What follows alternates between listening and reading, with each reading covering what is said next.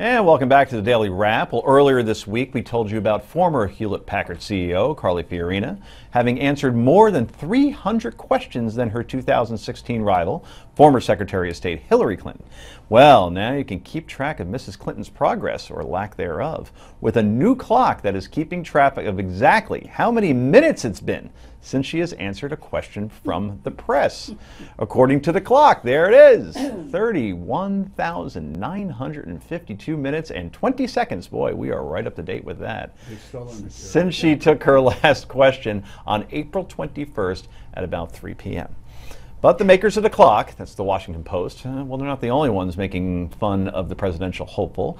Kentucky Senator and fellow 2016 hopeful Rand Paul is also taking a jab at Mrs. Clinton by tweeting a revised version of her to-do list.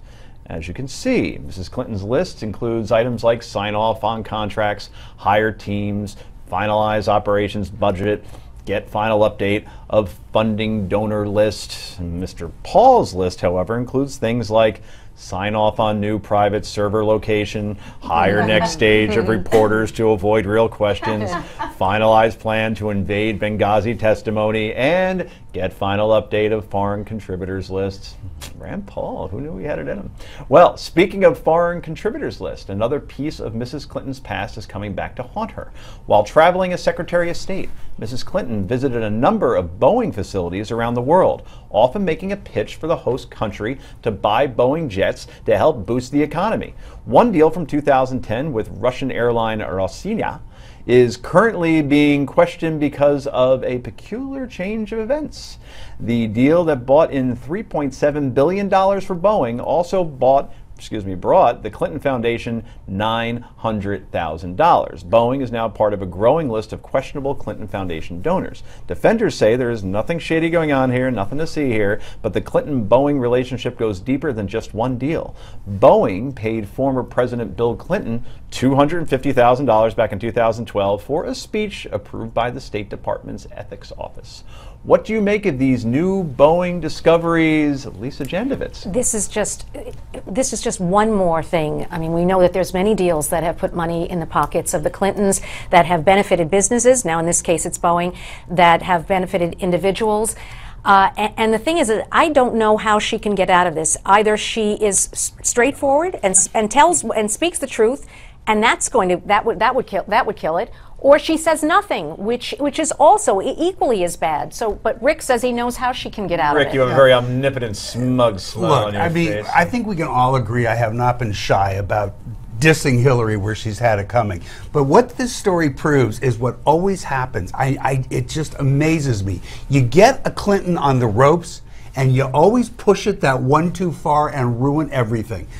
Why was that too far? Let me tell you why. Because the Secretary of State of the United States has one primary job: go overseas and push American industry. Really? Yes. I thought it was negotiate. It's all part of it. But when they're benefiting financially? My turn, excuse me, my turn. Let me finish, then you can jump on it. So, she does her job. We only have one major commercial airliner manufacturer in this country. It's called Boeing. Now, if Hillary Clinton was over there pushing Airbus, I'd have some suspicions about that, since they're a foreign manufacturer. The contribution that Boeing made to the Clinton Foundation, it is nefarious. It was a direct contribution to the Haiti Fund. Exactly. So once again, we see you can get all, but the reality is you had some great stuff on Hillary, and once again you've gone too far and screwed it up, and everybody's going to know it, and you've blown it. So that is a passionate defense by Mr. Unger, who is a Democrat, who have I not been going after Hillary? No. You let me finish my point, okay? The point is, you are articulate, you are lucid, and people can agree or disagree with you. The point is, why are you making the argument and we don't hear from Bill or Hillary Clinton? Because anytime they would speak, especially Hillary, it would only fan the flames. That's right. I think she's being very smart. She's laying low.